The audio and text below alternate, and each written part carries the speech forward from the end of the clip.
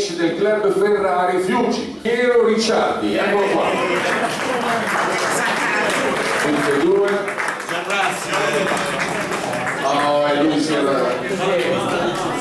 l'apripista che ci ha deliziato con i suoi passaggi belli veloci. Club Ferrari Fiuggi, l'apripista con la mano, Piero Ricciardi. È sempre un bel binomio, Ferrari e Bacino Caponese.